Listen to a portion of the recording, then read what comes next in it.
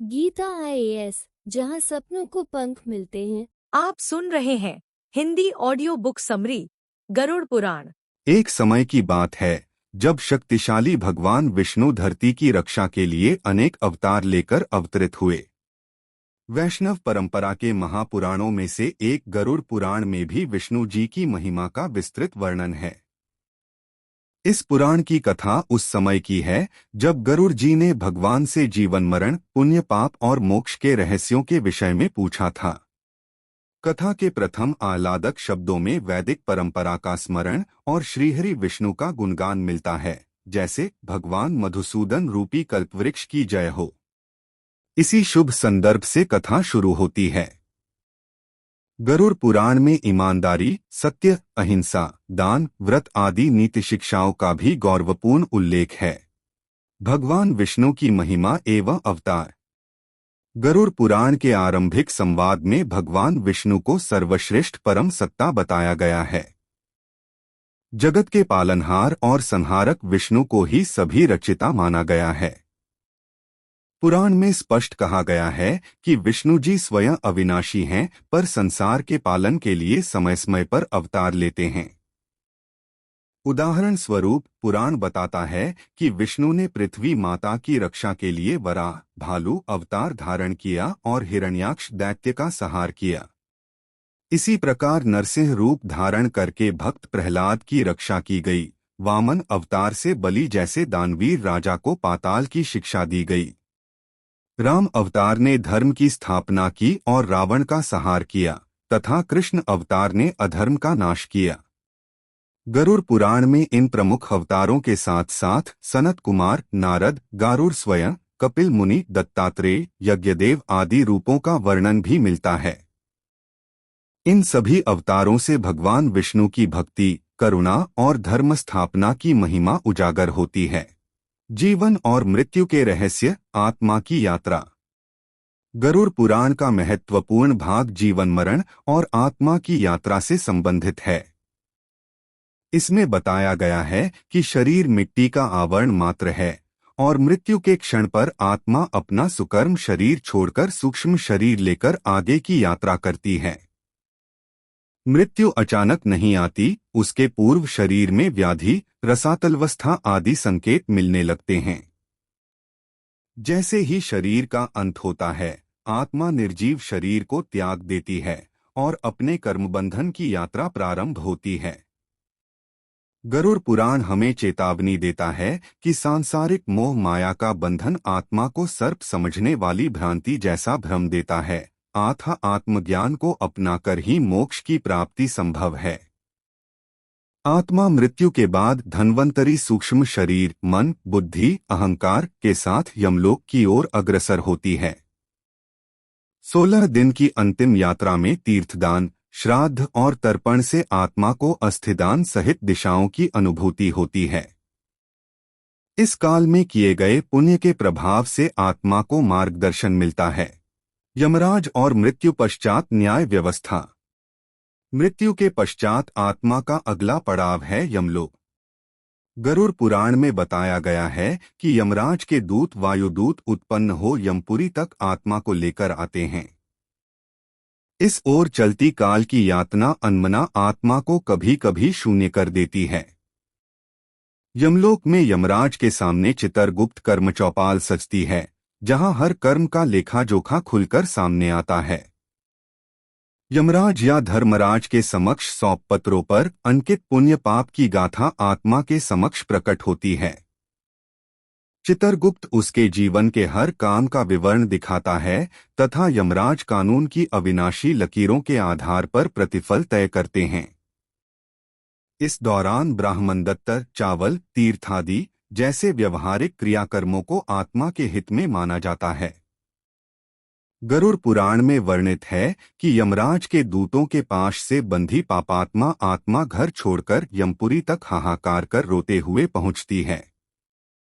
निश्चय ही यमराज के न्यायालय में कोई भी आत्मा पक्षपात से मुक्त नहीं होती, वहां कर्म संग्रह ही सर्वोच्च होता है। पुण्य और पाप के फल। गरुड़ पुराण में स्पष्ट किया गया है कि जीवन में किए गए हर कर्म का फल मृत्यु के बाद अवश्य मिलता है। अच्छे कर्म करने वाले पुण्यात्मा की यात्रा सुखद होती है और मृत्यु के बाद उसे स्वर्ग की प्राप्ति होती है। भक्ति, दान, तपस्या इत्यादि धर्मात्मा कर्मों से आत्मा को देवताओं सहित ऊंचे लोकों में आनंद मिलता है। इसके विपरीत पापात्मा को यमलोक में यातनाएं झेलनी पड़ती हैं। गरुड़ पुराण के कथनानुसार पापी और अहंकारी व्यक्ति को यमदूत सताते हैं और उसे नरकवास का दुख भुगतना पड़ता है। पुराण में नरक यात्रा का विस्तृत चित्रण है। विभिन्न प्रकार के नरकों का वर्णन है जहां उन आत्माओं को विशेष यातनाएं दी जाती हैं जिन्होंने जीवन में अत्यंत पाप किए थे।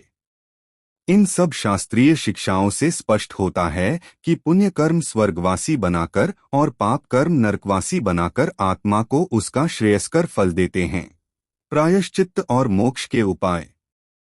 गरुड़ पुराण आत्मा की मुक्ति के मार्ग में प्रायश्चित्त, पश्चाताप को अत्यंत महत्व देता है।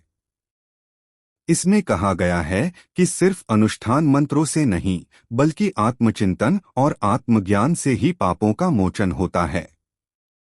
अंततः आत्मज्ञान को मोक्ष की कुंजी कहा गया है। इसका अर्थ है कि जो मनुष्य अपने सत्य स्वरूप को समझ लेता है वह भय और कर्मबंध से परे हो जाता है। गरुड़ पुराण में ध्यान योग, भक्ति योग, उपवास, तपस्या तथा दान पुण्य के माध्यम से कष्टों का निवारण बताया गया है। उदाहरणतः श्राद्ध कर्म, यज्ञ, ब्राह्मण सेवा आदि से पूर्वजों का आशीर्वाद मिलता है और आत्मा को अस्थिदान द्वारा स्वर्ग की सहायता मिलती है। आत्मपरीक्षा, संतोष, अहिंसा, सत्यनिष्ठा तथा गुरु शिष्य परंपरा में दी गई दीक्षा से भी आत्मा को उन्नति मिलती है। पुराण में यह भी उल्लेख है कि इंद्रिया बंद हो जाने पर अंतःकरण की वास्तविकता का बोध होकर आत्मा सत्य ब्रह्मा को चिंतन करती है, जिससे भौतिक मोहमाया का भ्रम टूट जाता है। कुल मिलाकर गरुड़ पुराण हमें सिखाता है कि शीश झुकाकर भगवान का स्मरण, पुण्यानुष्ठान और आत्मचिंतन ये मोक्ष के प्रमुख साधन हैं। नीति शिक्षाएं एवं व्यवहारिक धर्म। गरुड़ पुराण केवल मृत्यु पर लोक ही नहीं बल्कि जीवनचर्या और व्यवहारिक धर्म पर भी गहन प्रकाश डालता है। इसमें सत्य, अहिंसा, ब्रह्मचर्य जैसे आदर्शों का वर्णन है। परमात्मा की प्राप्ति में केवल कर्मकांड का कोई स्थान नहीं, परंतु दान, व्रत, तीर्थयात्रा, यज्ञ आदि नियमों के पालन से जीवन धन्य होता है। पुराण के अनुसार दानव्रत सिर्फ दिखावे के लिए नहीं किए जाने चाहिए बल्कि आत्मा शुद्धि के लिए समर्पित भाव से किए जाने चाहिए, जैसा कि अन्य स्रोतों में मिलता है। भगवान के प्रति श्रद्धा, भक्ति और गुरुनिष्ठा भी यहाँ नीति शिक्षाओं में शामिल हैं। व्यावहारिक दृष्टि से गरुड़ पुराण ने घर गृहस्थी में 4 आश्रमों, वर्णधर्म के नियमों और सामाजिक कर्तव्यों का भी महत्व बताया है। कुल मिलाकर इस पुराण में पाया गया कि ईश्वर भक्ति और नियम पालन के साथ संयमित जीवन शैली पर जोर है। सारगर्भित निष्कर्ष। श्रोता और पाठक, गरुड़ पुराण हमें सदा स्मरण कराता है कि जीवन मरण अटल सत्य है और मृत्यु के बाद आत्मा की यात्रा लगातार चलती रहती है। यह ग्रंथ भय से भरे परलोक का वर्णन नहीं अपितु आत्मा को उड़ान भरने के गुर सिखाने वाला गुरु है। हर मानव को अपने किए कर्मों का खाता यमराज के न्यायालय में भरना है।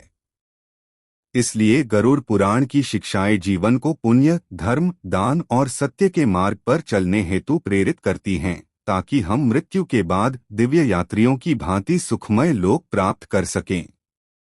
इस पुराण का अध्ययन हमें बताता है कि आत्म प्राप्ति ही परम लक्ष्य है। सच्चा धर्म वही है जो जीवन जगत को छू जाए और अंतः आत्मा को मुक्त करे। प्रभु विष्णु की कथा सुनने सुनाने का यह प्रयास इसलिए सारगर्भित हुआ क्योंकि इससे हम अपने जीवन मृत्यु के रहस्य समझें और सद्भावना से धर्मानुसार आचरण करें। इति गरुड़ पुराण सार, वह अमृत कथा जो सभी उम्र के लिए ज्ञानवर्धक, मनोहर और भावपूर्ण है। हिंदी ऑडियो बुक सुनने के लिए आपका धन्यवाद। ऐसी ही मन को छू लेने वाली हिंदी पुस्तकों की सारगर्भित समरी के लिए हमारे चैनल को सब्सक्राइब करना न भूलें, क्योंकि आत्मा को छूने वाली किताबें जीवन को बेहतर और अधिक सार्थक बनाती हैं। धन्यवाद।